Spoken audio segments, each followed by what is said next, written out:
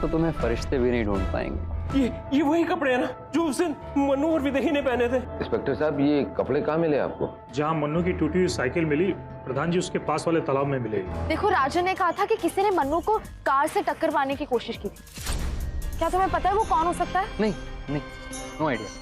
पहले वो मां नहीं बनना चाहती थी, ऊपर से पेरेंट्स का प्रेशर। अपनी लाइफ में ना उसके ऑप्शंस ही नहीं थे। तो उन्होंने अपनी फैमिली से बात नहीं की? शायद हर किसी में हिम्मत नहीं होती अपने पेरेंट्स से बात करने की। थोड़ी प्रॉब्लम हो गई।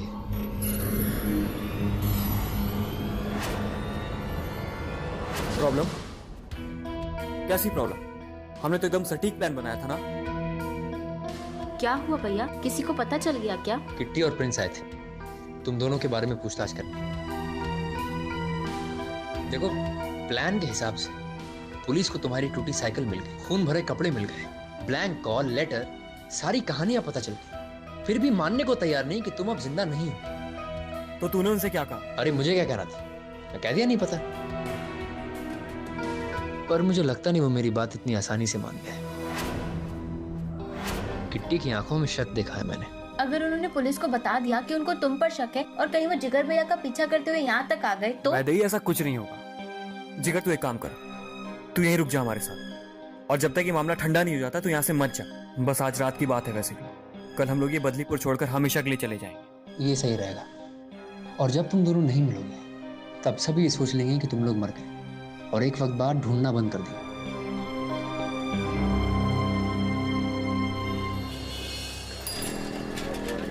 वही तो प्रिंस, लेटर लिखने वाले और डायरी की हैंडराइटिंग कैसे हो सकती है सेम? वो लोग तो दो अलग अलग लोग हैं ना। इसका तो एक ही मतलब हुआ।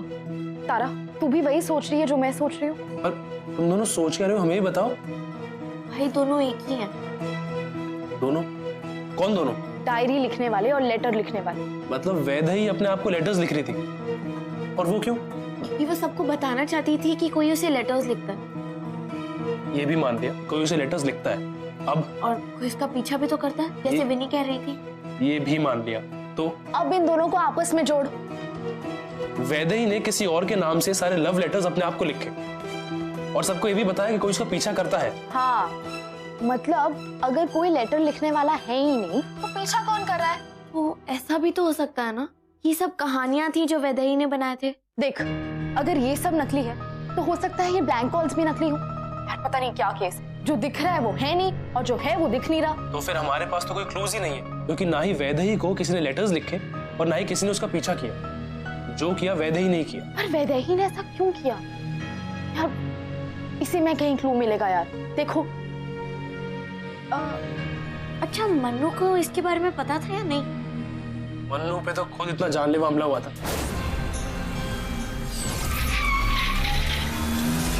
वो कौन करवाएगा? कहीं ये सब भी तो प्लान नहीं, वो लेटर्स के जैसे? काश जिगर को हम पकड़ लेते तो आज हमारे पास ना इन्फॉर्मेशन होती। प्रिंस, तूने पीछा किया था ना उसका? हाँ किया था, लेकिन वो बच के कहीं निकल गया। लो, गई भैंस पानी में, ले दे के वहीं आगे जहां पहले थे। किसने कहा है दुनिया गोल है? Don't worry kitty, I know कि तुम कोई ना कोई रास्ता जरूर निकाल लोगी। चलो, पहली बार बदलीपुर के प्रिंस ने मेरी तारीफ तो की। पहली बार क्यों? इससे पहले भी तो हमने बोला है कि तुम बिना मेकअप के भी अच्छी लगती हो। हाँ? कब कहा?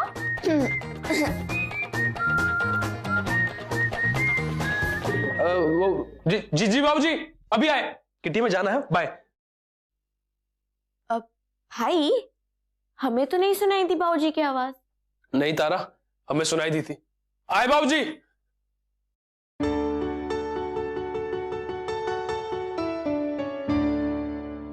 भैया एक काम करो, आधा किलो ये भिंडी दे दो।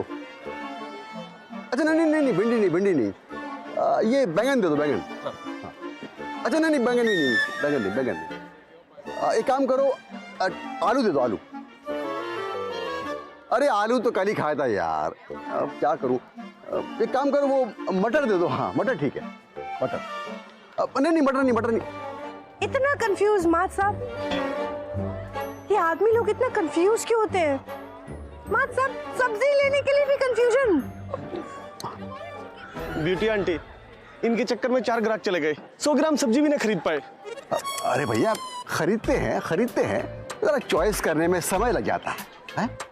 आप तो रहने दीजिए, तू जल्दी से आधा किलो आलू, गोभी और टमाटर तोल दे फटाफट। सब्जी अच्छी बनेगी, चिंता मत करिए। मात साहब पक्का दे दूं ना? हाँ, लेकिन आलू तो मैंने कल ही तू खाए। जल्दी तोल, टिप टॉप करके रख दूं यहाँ। दे दो भाई, दे दो। आपका बहुत बहुत धन्यवाद। आपको नहीं पता कि आपने मेरी जिंदगी की बहुत बड़ी दुविधा दूर कर दी। अपना फैसला खुद ही करना चाहिए मात साहब। अच्छा लगता है जब कोई ऐसी मदद कर देता है तो। मेरी माँ भी ऐसी कहा करती थी और मैं उनका कहा हमेशा किया करता था। आज आपको देख के मुझे मेरी माँ याद आ गई। मुझे देख के आपको अपनी माँ याद आ गई? इतने अधिकार से तो वही कहती थी ना। ज्यादा अधिकार ना आजादी छीन लेता है जीने की। आप तो आजाद हैं, आपकी आजादी भला कौन छीन सकता है, हैं? और रही बात मेरी, तो मुझ जैसे अकेले आदमी को भी कभी कभी लगता है कि कोई हो जो उस पर अपना अधिकार जमाए।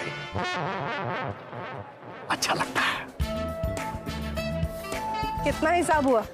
70 मात साहब का और 30 रुपए बीटी आंटी का। मैं देता हूँ।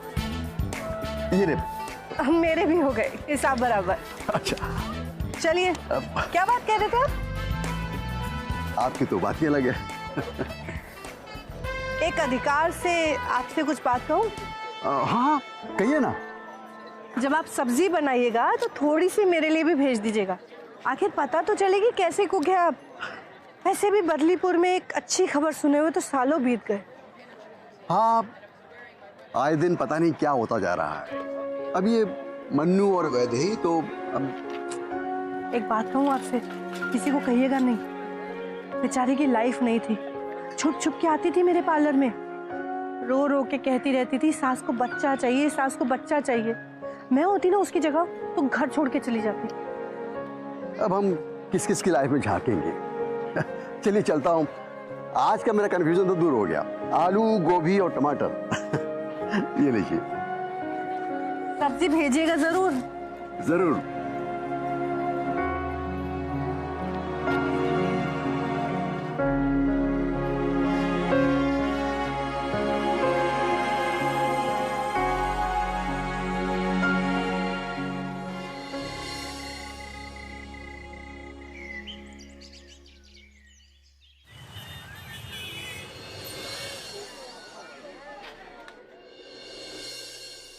My customers are waiting यार। ताने गई है कितनी? अरे तू हमेशा You are so late। कितनी क्या हुआ है? हाँ, वो कुछ पता लगा वो क्या हुआ विदाई वाला मामला? अच्छा, तुझे बड़ी जल्दी है। तू एंड टाइम पे क्यों धोखा देके भाग जाता है? यार अदरक को बहुत सारे काम होते हैं। किटी आप बताइए ना हमें क्यों बुलाया यहाँ पे? किटी बताओ ना क्या हुआ है। हम सब लोग सुबह सुबह यहाँ इकट्ठा हो गए हैं। क्या किडनैपर का पता चल गया? मैम, कोई किडनैप नहीं हुआ। तो मतलब मर्डर हुआ है? नहीं, ना मर्डर हुआ है ना किडनैप हुआ है।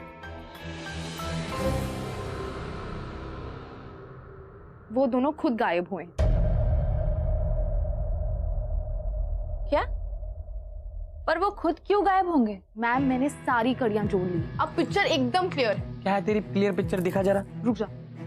टैब, वो बुक दे। देखिए, सबसे पहले हम गए मन्नू के घर, उसके पेरेंट्स से मिले। वहां जाके हमने क्या देखा? कुछ प्रॉब्लम थी उन लोगों के बीच में, क्योंकि वो उन दोनों पर बच्चे का प्रेशर डाल रही थी। उनके बाबूजी ने तो कहा था कि ये रोज का सीन था, और वैदेही की डायरी में भी तो यही लिखा था ना। एग्जैक्टली। इसका मतलब वो दोनों अपने घर में बहुत परेशान थे, इसलिए दोनों ने एक झूठी कहानी बनाई।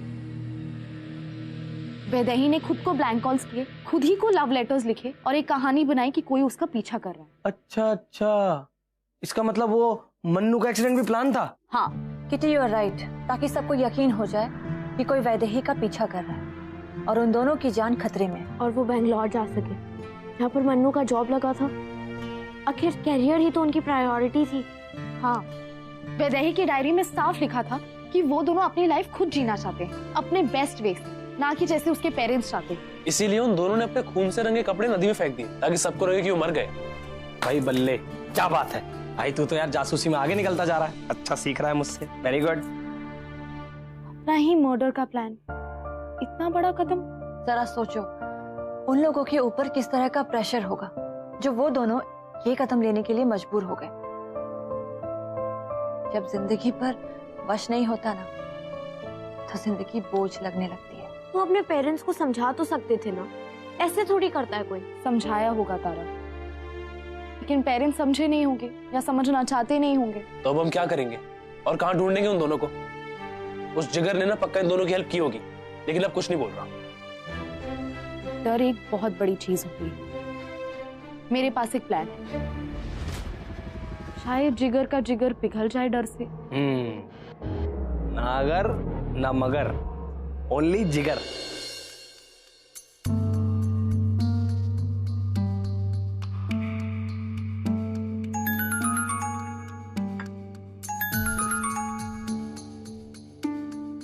हेलो। हाँ बेटा, मैं मन्नू का बाबूजी बोल रहा हूँ, समझा कर। जी अंकल नमस्ते। हाँ बेटा, नमस्ते नमस्ते तो सब अपनी ठीक जगह है। तू ये बता पहले, मन्नू और विधाई कहाँ है? जी मुझे क्या पता। बता दे बेटा, समझा कर, दिक्कत हो जाएगी तुझे। आप क्या कह रहे हैं, मुझे कुछ समझ में नहीं आ रहा था। वही कह रहा हूँ जो तू सुन रहा है। मुझे सब पता है। देख, मुझे पता है कि तूने किडनैप किया उसे, है ना? मैं क्यों करूंगा, वो मेरा बेस्ट फ्रेंड है। बेटा तेरे ना बाप की उम्र का हूं मैं, होशियारी तो मत कर मेरे सामने। पुलिस तुझे सूंघते सूंघते तुझ तक पहुंच ही जाएगी, समझ गया? और फिर तुझे पता है क्या होगा, बता दे मुझे। तेरे पापा फिर अकेले गल्ले में बैठेंगे, अच्छा नहीं लगेगा। समझा कर बेटा। अंकल किसका फोन था? तेरे पापा का। कह रहे थे कि मैंने तुम दोनों को किडनैप किया है और पुलिस मुझे पकड़ लेगी। तुझे कैसे पता? पक्का पापा का फोन था? अरे बात बात पर समझा कर कह रहे थे। पूरी दुनिया में उनके अलावा कोई नहीं कहता। अब क्या होगा? मुझे वापस घर नहीं जाना, वरना मम्मी जी फिर से बच्चा चाहिए कि रट लगा लेंगी। अब मुझसे और बर्दाश्त नहीं होता। मुझे तो समझ में नहीं आ रहा मैं क्या करूं। एक काम करो, तुम दोनों अभी के अभी बदलीपुर से बाहर चले जाओ। वैसे तुम सामान पैक करो, चलो। क्या बात कर रहा है यार जिगर? तुझे ऐसे मुश्किल में छोड़ के हम लोग कैसे जा सकते हैं? तुझे लगता है हम लोग ऐसे सेल्फिश हो सकते हैं? मेरा क्या है यार, दुकान पे बैठना। पापा यही चाहते थे, बाहर जाने नहीं दिया पढ़ने। अब खपना है दुकान में तो खप लूंगा। कोई तेरे जैसे सपने तो है नहीं। हाँ, पुलिस पकड़ेगी, एक दो दिन परेशान करेगी, फिर सब नॉर्मल हो जाएगा। कम से कम कोई तो अपनी लाइफ अपने हिसाब से जिएगा। भैया, आपको सच में लगता है कि हम आपको इस हालत में ऐसे अकेले छोड़ के चले जाएंगे? देखो वैदी, तुम मेरी बात नहीं वे जिगर, तू एक काम कर, फोन दे मुझे। किसे कर रहा है? तू फोन दे। जिन्होंने सचिन और छाया की हेल्प करी।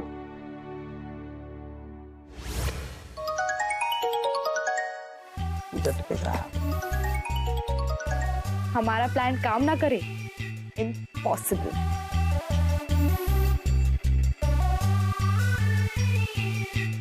हेलो।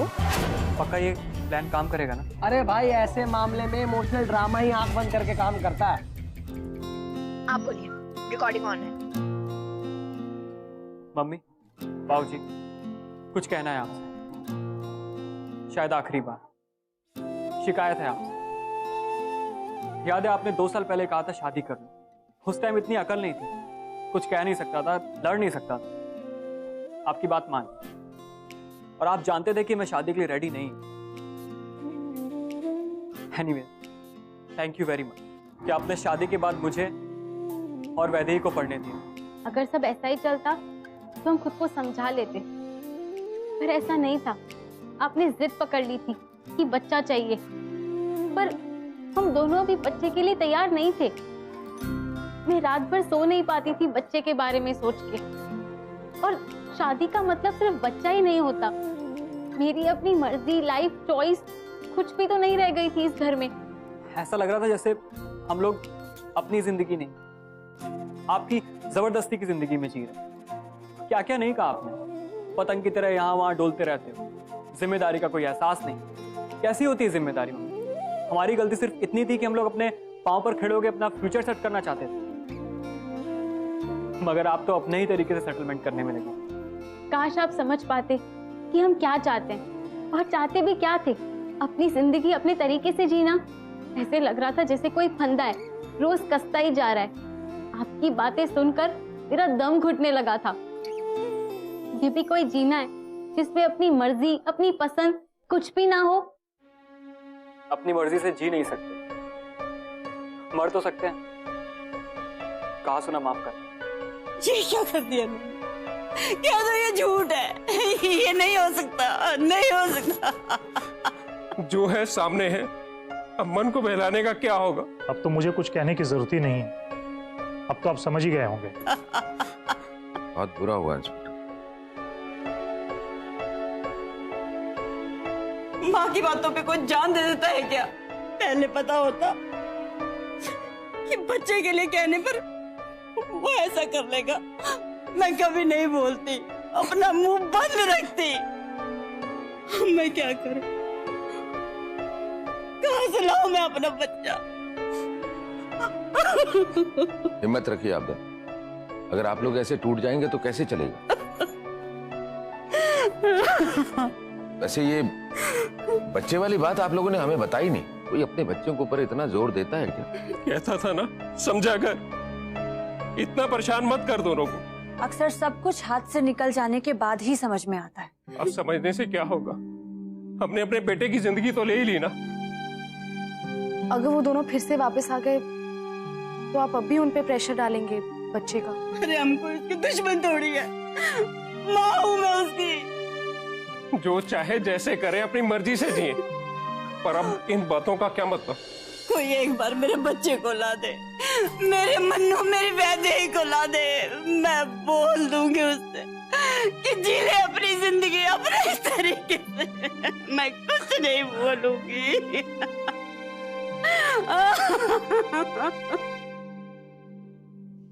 वैसे आंटी जी, जिंदगी में ना सबको सेकंड चांस नहीं मिलता, तुम्हें मिल रहा है, ले लो। सेकंड चांस मतलब? मन्नू, वैदेही, बाहर आ जाओ।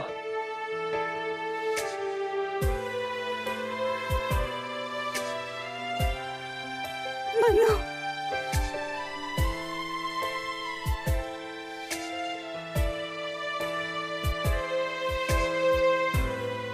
विदाई बेटा। मन्नू, वैदेही, भगवान का लाख लाख शुक्र है। मेरे बच्चा। तो वो सब क्या था?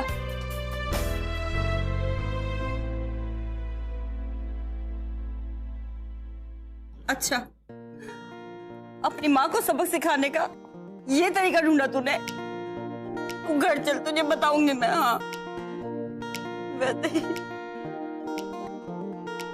इसका मतलब ये वीडियो नाटक था? सॉरी आंटी, हमें ये नाटक करना पड़ा, नहीं तो मन्नू और वैदेही की बात आप तक कैसे पहुंचती? आंटी, जब कुछ भी करना बस घर जाके ना बच्चा बच्चा मत करना, बड़ा बुरा सा लगता है।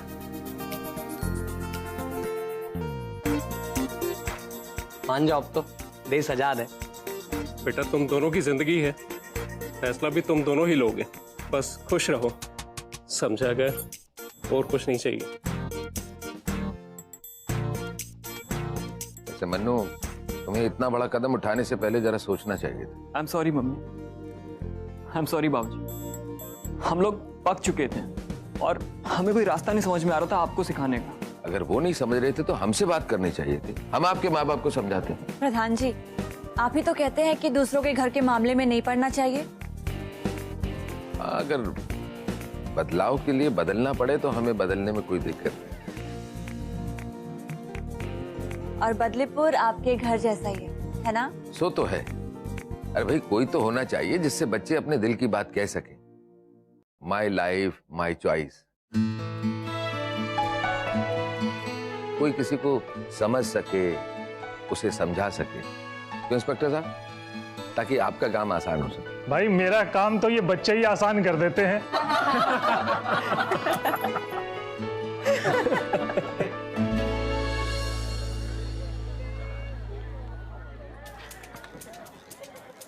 बहुत मुश्किल था ना ये केस?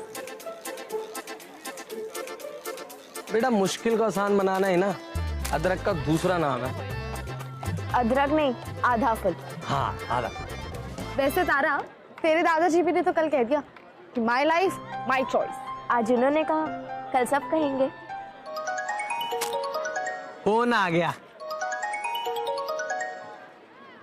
करिश्मा। His life, her choice. Hello. Prince यार, मतलब कितना इग्नोर करोगे मुझे यार? ना तो तुम मेरा फोन उठा रहे हो, ना ही मुझसे मिल रहे हो। क्या प्रॉब्लम क्या है तुम्हें? अरे नहीं करिश्मा, ऐसा कुछ भी नहीं है, हम तो बस यहीं पर। तुम्हें लगता है तुम्हारे सिवा मुझे कोई और इग्नोर भी कर सकता है? नहीं करिश्मा, वो तो हम मन्नू और वैदेही के चक्कर में फंसे हुए थे। बोल तो ऐसा रहा जैसे सारे के सारे केस इसी ने सॉल्व किए होंगे।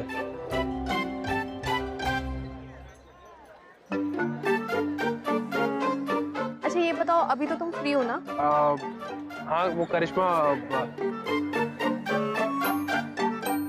प्रिंस, मैंने पूछा कुछ तुमसे। डांट पड़ गई। प्रिंस। हाँ करिश्मा, हम बिल्कुल फ्री है। हाँ ठीक है, तो फिर मुझे मिलो कॉफी शॉप पे। Okay done, bye.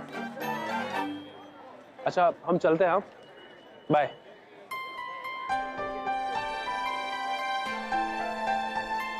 बाय तारा। बाय भाई।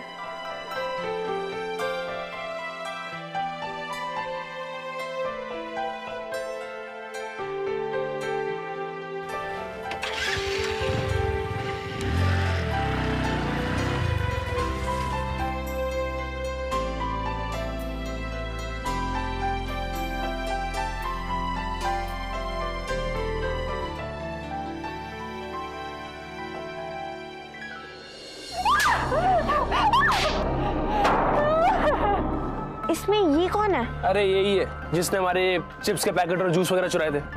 एक काम करते, इसी जगह वापस चलते, पता लगाना होगा ये लड़की है कौन। पकड़िए उसे। इसे से घर पहुंचाना होगा। मुझे घर नहीं जाना, वो मुझे मार देंगे। जिस लड़की को देखो मुंह लेकर यहीं चली जाती है, हवेली का मान सम्मान सब खत्म हो रहा है और ये सब यहाँ नहीं चलेगा, समझी?